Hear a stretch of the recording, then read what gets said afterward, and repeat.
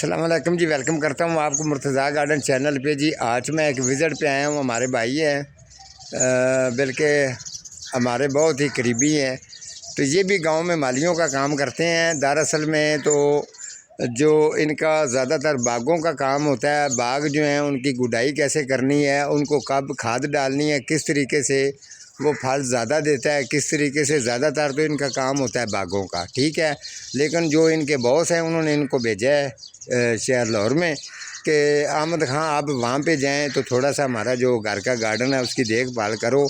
तो इसने फिर ये मुझे बुलाया कि आप यहाँ आएँ। तो ये जो हमारे पास गुलाब लगे हुए, पहले जो इसका माली इधर था बिल्कुल ही नाड़ी बंदा था, उसको पता नहीं था। तो इसने ये कहा है कि ये गुलाबों के अंदर नुक्स है, तो गुलाबों को आकर चेक करो इसके अंदर नुक्स क्या है।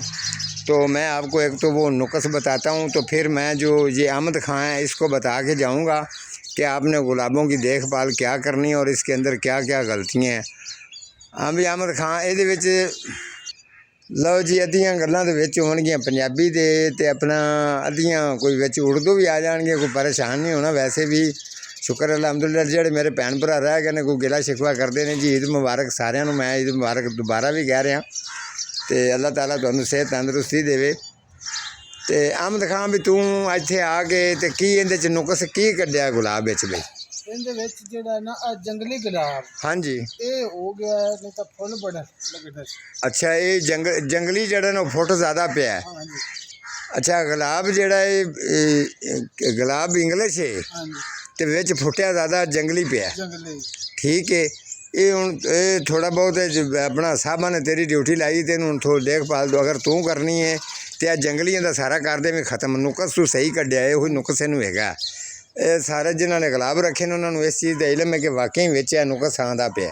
ਠੀਕ ਹੈ। ਇਹ ਵੇਖੋ ਜੀ, ਇਹ ਹੈਗਾ ਆਪਣਾ ਵੈਰੀਗੇਟਰ ਕਲਰ, ਬੜਾ ਜ਼ਬਰਦਸਤ ਕਲਰ ਹੈ। ਮੈਨੂੰ ਬੜਾ ਪਸੰਦ ਗੁਲਾਬ ਹੈ। ਇਹਦਾ ਕਲਰ ਬੜਾ ਲਾਈਟ ਤੇ ਖੂਬਸੂਰਤ ਹੁੰਦਾ ਹੈ। ਅੱਛਾ ਇਸ ਤੋਂ ਇਲਾਵਾ ਜੀ ਦੂਸਰਾ ਕਲਰ ਤੁਹਾਨੂੰ ਵਿਖਾਵਾਂ ਜੀ। ਇਹ ਥੋੜਾ ਜਿਹਾ ਵੀ ਫੁੱਲ ਖਿਲ ਰਹੇ ਨੇ, ਬੇਨਜ਼ੀਰ ਕਲਰ ਹੈ। ਇਸ ਤੋਂ ਇਲਾਵਾ ਜੀ ਵਾਈਟ ਕਲਰ ਜੀ, ਇਹ ਦੇਖੋ। ਠੀਕ ਹੈ। ਲੇਕਿਨ ਇਸ ਗੁਲਾਬ ਦੇ ਨਾਲੋਂ ਅਗਰ ਜੰਗਲੀ ਖਤਮ ਕੀਤਾ ਜਾਵੇ, ਇਹ ਹਲਕਾ ਯੈਲੋ। ਤੇ ਅਹਿਮਦ ਖਾਂ ਇਹ ਹੁਣ ਗੋਡੀ ਕਰਕੇ ਤੇ ਪਾਣੀ ਪੂਣੀ ਦਾ ਕੀ ਟਾਈਮ, ਇਹਨੂੰ ਪਾਣੀ ਕਿਸ ਟਾਈਮ ਲਾਉਣਾ ਹੈ? ਪਾਣੀ 2 ਦਿਨ ਬਾਅਦ ਲਾਣਾ ਜਦੋਂ ਕਾਸ ਹੋ ਗਿਆ ਸਾਰਾ। 2 ਦਿਨ ਠਹਿਰ ਕੇ? ਅੱਛਾ ਉਸ ਤੋਂ ਬਾਅਦ ਲਾਓਗੇ। ਅੱਛਾ ਇਹ ਸਭ ਤੋਂ ਪਹਿਲੇ ਤਾਂ ਇਹਦਾ ਜੰਗਲੀ ਖਤਮ ਕਰਨਾ। ਜੰਗਲੀ ਖਤਮ ਕਰਨ ਤੋਂ ਬਾਅਦ ਫਿਰ ਇਹਨੂੰ ਹਲਕੀ ਹਲਕੀ ਗੋਡੀ ਕਰਕੇ ਤੇ ਫਿਰ ਇਹਨੂੰ ਪੱਤਰਾਂ ਵਾਲੀ ਜਾਂ ਡੀਕੰਪੋਸਟ ਗੋਬਰ ਖਾਦ ਜਿਹੜੀ ਉਹ ਅੱਛੀ ਤਰ੍ਹਾਂ ਪਾਣਾ। ਠੀਕ ਹੈ। ਉਸ ਤੋਂ ਬਾਅਦ ਇਹ ਗੁਲਾਬ ਦੀ ਕੰਡੀਸ਼ਨ ਦੇਖ ਲੈਣਾ ਕਿਵੇਂ ਹੋਏਗੀ। ਔਰ ਜਿਹੜਾ ਜਿਨ੍ਹਾਂ ਦਾ ਗੁਲਾਬ ਫੁੱਲ ਖਤਮ ਹੋ ਜਾਵੇ, ਇਹ ਦੇਖੋ ਇਹਦਾ ਫੁੱਲ ਖਤਮ ਹੋ ਗਿਆ। ਠੀਕ ਹੈ। ਇਹਨੂੰ ਉੱਤੋਂ ਕਟਿੰਗ ਕਰ ਦੇਣੀ। ਕਟਿੰਗ ਕਰਨ ਦੀ ਵਜ੍ਹਾ ਇਹ ਕੀ ਹੈ ਕਿ ਦੁਬਾਰਾ ਫਿਰ ਫੁੱਲਾਂ 'ਤੇ ਜਲਦੀ ਆਉਣਾ ਸ਼ੁਰੂ ਹੋ ਜਾਂਦਾ। ਠੀਕ ਹੈ। ਹਾਂ ਇੱਕ ਇਹ ਕਲਰ ਹੈ ਤੇ ਦੂਸਰੇ ਕਲਰ ਵੀ ਤੁਹਾਨੂੰ ਦਿਖਾ ਦਈਏ ਜੀ। ਇੱਕ ਕਲਰ ਜੀ ਇਹ ਹੈਗਾ ਮਾਸ਼ਾਅੱਲਾ, ਇਹ ਵੀ ਖੂਬਸੂਰਤ ਕਲਰ ਹੈ। ਤੇ ਇਹਦੇ ਵਿੱਚ ਜੀ ਮਰੀਚਨ ਛੋਟਾ ਵੀ ਹੈਗਾ। ਇਹ ਛੋਟੇ ਫੁੱਲਾਂ ਵਾਲੇ ਵੇਖ ਲਓ ਮਰੀਚਨ। ਇਸ ਤੋਂ ਇਲਾਵਾ ਜੀ ਇਹ 2 ਕਲਰ ਨੇ ਜੀ। ਇਹ ਵੇਖੋ ਬੜੇ ਪਿਆਰੇ ਕਲਰ ਨੇ ਮਾਸ਼ਾਅੱਲਾ। ਬੜੇ ਸ਼ੌਕ ਨਾਲ ਉਹਨਾਂ ਨੇ ਗੁਲਾਬ ਦੇ ਬੜੇ ਸ਼ੌਕ ਨਾਲ ਲਗਾਇਆ। ਉਹ ਇੱਕ ਕਲਰ ਅੱਗੇ ਹੈਗਾ। ਤਕਰੀਬਨ ਇਹਨਾਂ ਨੂੰ ਟੈਂਪਰੇਚਰ ਵੀ ਸਹੀ ਮਿਲ ਰਿਹਾ, ਲੇਕਿਨ ਇਹ ਤਾਂ ਕਲਰ ਜ਼ਿਆਦਾ ਹੀ ਖੂਬਸੂਰਤ ਹੈਗਾ ਇਹਨਾਂ 'ਚ।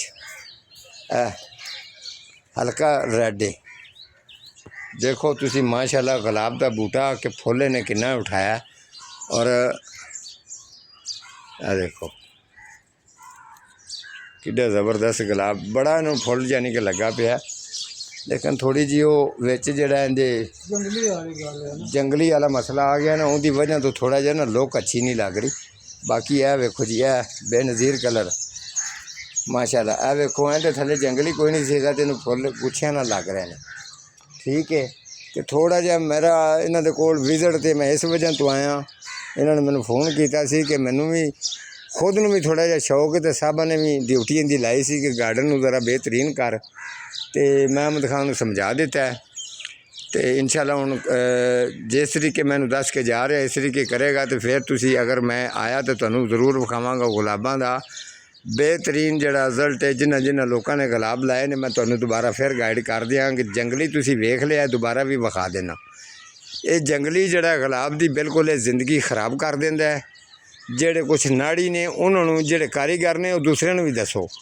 ਜੰਗਲੀ ਕਦੇ ਵੀ ਇੰਗਲਿਸ਼ ਗੁਲਾਬ ਦੇ ਨਾਲ ਗਰੋਥ ਨਹੀਂ ਹੋਣਾ ਚਾਹੀਦਾ, ਠੀਕ ਹੈ।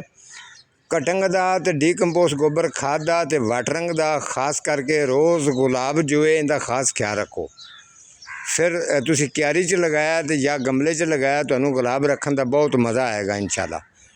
ਤੇ ਅਗਰ ਮਜ਼ੀਦ ਵੀ ਕੋਈ ਤੁਹਾਨੂੰ ਕਿਸੇ ਕਿਸਮ ਦੀ ਸਮਝ ਨਹੀਂ ਆਈ ਗੁਲਾਬ ਦੇ ਬਾਰੇ 'ਚ, ਜਿਹੜਾ ਮਰਜ਼ੀ ਪੌਦਾ ਹੋਵੇ, ਫਰੂਟ ਫਲਾਂ ਵਾਲਾ ਹੋਵੇ ਜਾਂ ਮੌਸਮੀ ਹੋਵੇ, ਕਿਸੇ ਤਰ੍ਹਾਂ ਵੀ ਤੁਸੀਂ ਪਲਾਂਟਸ ਜਾਂ ਪੌਦਿਆਂ ਦੀ ਤਰਫੋਂ ਤੁਸੀਂ ਪਰੇਸ਼ਾਨੀ ਅਗਰ ਹੈ ਤੁਹਾਨੂੰ, ਤੇ ਕੋਈ ਮਸਲਾ ਨਹੀਂ।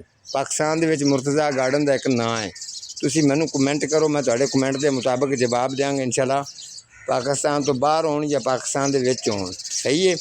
ਇਸ ਤੋਂ ਅੱਗੇ ਵੀ ਇਨਸ਼ਾਅੱਲਾ ਮੈਂ ਥੋੜ੍ਹਾ ਜਿਹਾ ਟਾਈਮ ਕੱਢ ਕੇ ਬਿਹਤਰੀਨ ਅੱਛੇ ਪ੍ਰੋਗਰਾਮ ਲੈ ਕੇ ਆਵਾਂਗਾ, ਤਾਂ ਕਿ ਤੁਹਾਨੂੰ ਮਜ਼ੀਦ ਤੁਹਾਡਾ ਜਿਹੜਾ ਸ਼ੌਕ ਹੈ ਉਹ ਬਹਾਲ ਰਵੇ।